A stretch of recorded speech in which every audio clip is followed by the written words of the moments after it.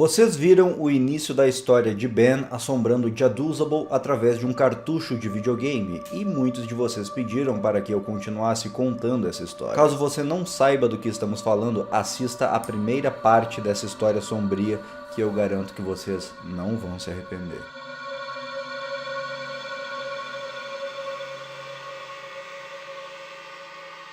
Pois bem, continuando de onde paramos, Jaduzable se deparou com várias situações estranhas conforme foi jogando o seu Zelda Majora's Mask, sendo perseguido por aquela figura estranha que se parecia com Link. No final, o arquivo de progresso de Ben, que havia sido deletado, retornou com um progresso mais longe do que antes. Depois de tudo aquilo, seria muito natural que ele simplesmente desligasse o videogame e escapasse daquela loucura que havia acabado de acontecer. E foi o que ele fez. Ele desligou o videogame e passou a noite inteira perturbado pelos acontecimentos daquela noite. Desligar o videogame não resolveu a situação, porque aquela noite, quando ele finalmente conseguiu pegar no sono depois de horas acordado, exatamente, ele teve um pesadelo envolvendo tudo o que tinha acontecido, envolvendo o boneco bizarro do Link, envolvendo aquele cartucho cheio de assombrações e coisas que não deveriam estar lá. E quando ele acordou aterrorizado na manhã seguinte, ele sabia que ele precisava colocar um ponto final naquilo, indo até a raiz do problema. Ao acordar, ele pegou o carro e foi imediatamente até a casa do senhor que havia lhe dado o cartucho. Ele pensou que dessa forma ele ia pelo menos entender quem era esse tal de Ben e o que diabos havia acontecido com aquele cartucho, porque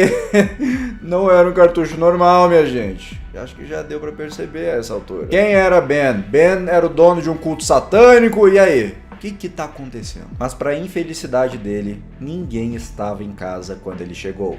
Mais que isso, não tinha nenhum carro, não tinha nenhuma pessoa para atender ele lá naquela casa, e na frente de casa tinha uma placa escrito "Vende-se". A única pessoa que ele encontrou por lá, na verdade, era um vizinho, o vizinho do lado, que estava cortando a grama. E apesar de parecer meio estranho você parar um vizinho que você não conhece só para perguntar sobre um cartucho de videogame, Jaduzable estava um pouquinho perturbado. Vamos entender um pouquinho o lado dele. Esse vizinho contou que aquele senhor que morava naquela casa iria se mudar. Não me diga, a placa já me contou antes. E que dificilmente ele encontraria ele nos próximos dias. Também mencionou o fato de que aquele senhor nunca foi casado e nunca teve nenhum filho ou sequer um neto. Para falar a verdade, aquele vizinho nunca viu sequer um parente daquele senhor. Então a teoria de que Ben fosse um filho ou um neto daquele senhor tinha ido por água abaixo. Mas Jaduzable tinha ido até lá em busca de respostas. Então ele foi curto e grosso, direto ao ponto.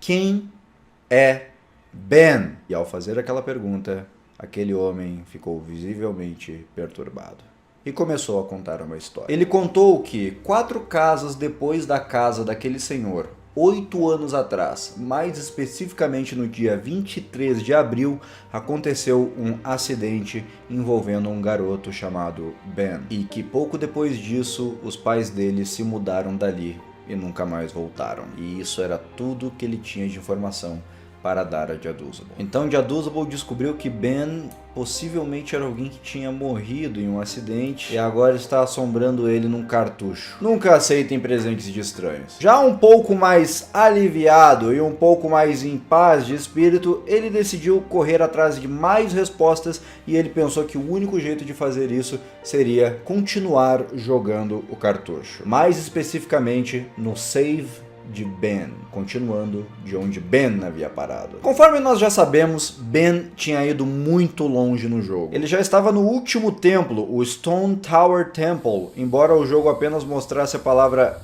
STONE na tela. E o corpo do personagem estava completamente distorcido, deformado, com a cabeça e o pescoço posicionados na lateral do corpo. Assim que o jogo começou, uma caixa de diálogo apareceu mostrando um texto completamente impossível de entender o que estava escrito. Entre os itens do personagem estava um item estranho, que Jaduzable nunca havia visto na vida. Parecia um livro ou uma revista, porém nada acontecia quando se usava ele. E não demorou muito até que Jaduzable voltasse a ser perseguido pelo boneco bizarro de Link. E dessa vez, um brilho estranho envolve o personagem. Um contador começa a rodar e vários barulhos estranhos começam a tocar de fundo. Logo depois, um novo dia começou. A cena que vem em seguida é conhecida dos jogadores de Zelda Majora's Mask. É uma cena que acontece logo no início do jogo. Link está na forma de Deku Scrub e ele havia recém voltado no tempo pela primeira vez. Tanto ele quanto sua fada estranham o que acabou de acontecer. Mas não seria a história que queremos ouvir se não começassem a acontecer coisas bizarras, não é verdade? Em um determinado momento, o texto fica distorcido e a risada do vendedor de máscaras é ouvida de fundo novamente. Para piorar, a câmera fica travada em um ângulo extremamente estranho, atrás da porta da torre do relógio, sem acompanhar o jogador. O personagem fica andando de um lado para o outro sem a câmera acompanhá-lo. Meio como se estivesse encarando aquilo como um sinal do jogo, Jaduzable entra pela porta da torre do relógio, e lá ele encontra o vendedor de máscaras mais uma vez, dizendo que ele se deparou com um destino terrível.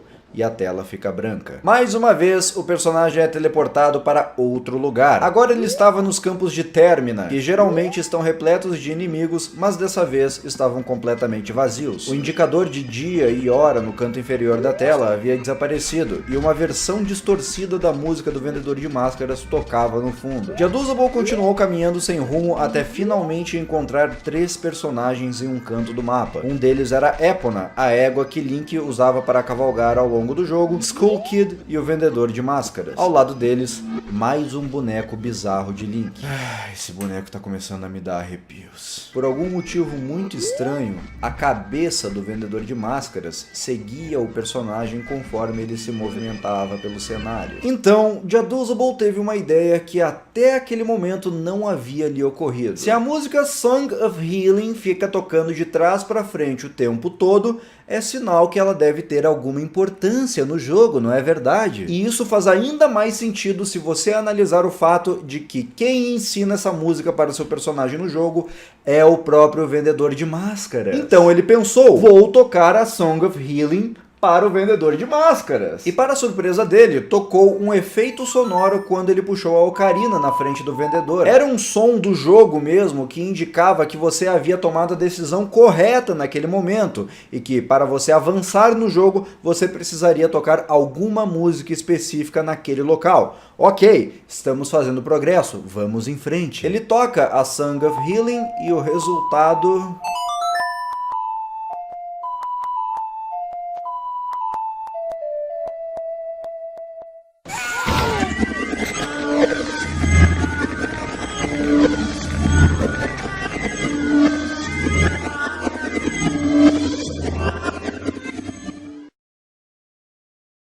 Você se deparou com um destino terrível, não é mesmo?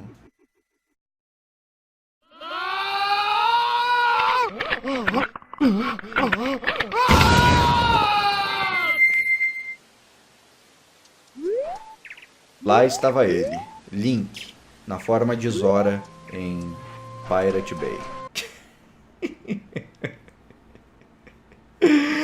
Cara, é uma baía onde ocasionalmente alguns piratas se encontram, então eu chamo carinhosamente de Pirate Bay.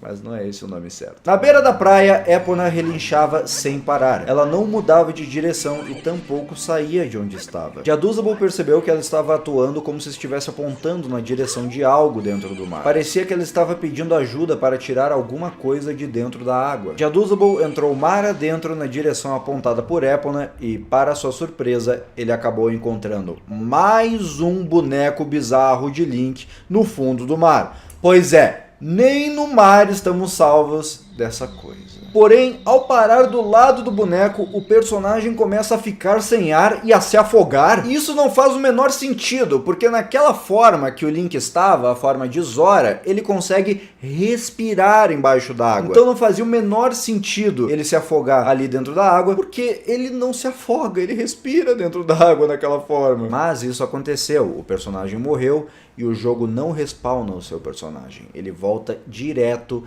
para a tela de início do jogo mais uma vez. Na última vez que isso havia acontecido, coisas estranhas aconteceram na tela de saves, e Jaduzable sabia que dessa vez não seria diferente.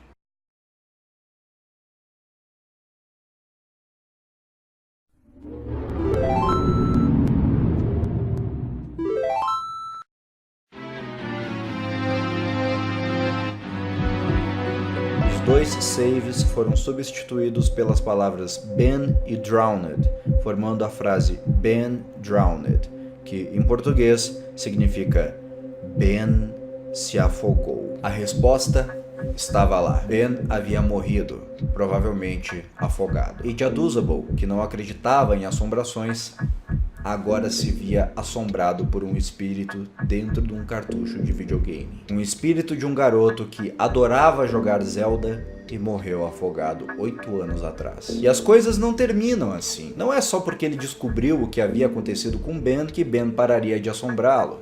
Não. A parte 3 vai mostrar como Ben queria ficar mais íntimo de Jaduzable, trazendo as coisas para fora do jogo. Se você quer saber o que acontece no resto da história, compartilhe esse vídeo pelo WhatsApp, pelas redes sociais ou qualquer outro lugar. Faça com que mais pessoas descubram essa história macabra e que só vai ficar pior. E me siga no Instagram, @RenanSolzones, link na descrição.